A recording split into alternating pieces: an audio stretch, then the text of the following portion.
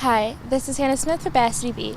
I'm right here in downtown Mount Clemens at the old county building, where the building may be closed, but there's still plenty of activity going on the 11th floor.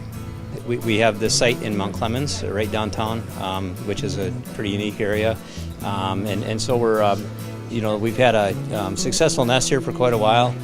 These birds have been producing pretty good young, and over the years, and so we're giving each one of these juveniles a unique number with a band, and actually two bands. There's one on each leg, and with that, that will be like a unique number for that bird, like a social security number.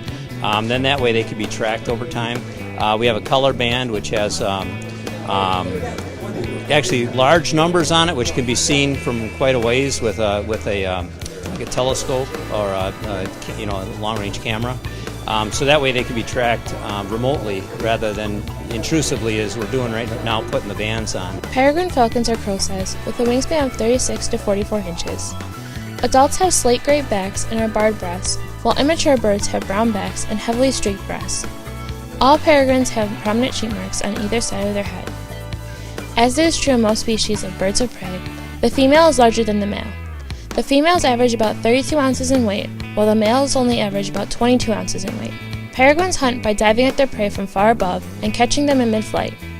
During these incredible dives called stoops, the birds can reach speeds of up to 180 miles per hour. I get the privilege of naming the birds that have hatched, and these peregrine falcons, endangered species, are very well protected in the Department of Natural Resources, and those that volunteer support every time there's hatching. They have the birds that are the baby birds just before they're starting to fly. They have an opportunity to band them, and so during that banding process, they've given the county and now the executive form of government myself the opportunity to name them, and it is quite a privilege, quite an honor to do that. Executive Mark Hackel was given the task of naming the peregrine falcon chicks, 3 of which were female and 1 male. The first chick was named Hero in celebration of all those involved in the defense industry.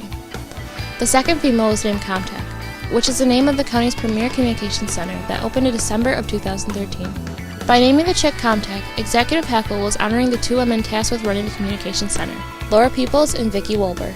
The third female was named Joe after Joe Cadella, who was a former chaplain of the Macomb County Sheriff's Office.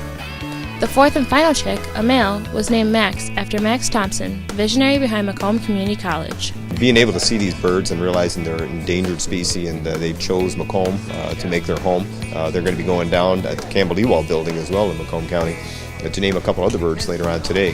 When you stop and think about, the fact that you've got these birds in and around your community and to have the privilege of naming them, I mean, that's pretty interesting. So that's something everybody gets to do every day. It's working. We're seeing an expansion of peregrine falcon. We're seeing more of them pop up. And it's a fantastic opportunity for people to get out and view them, especially like downtown in the cities. They can walk to areas a lot of times, especially in Southeast. We've got a number of these pairs that are breeding, and so people can walk around, see an endangered Michigan species, in some of our bigger cities, and enjoy them as they hunt and forage and feed their young and continue to expand their population. We'd like to welcome Joe, Max, Comtech, and Hero to Macomb County. When you're walking through downtown Mount Clemens, be sure to look up. You might catch one of our new birds in flight. For Bassity Beat, I'm Hannah Smith.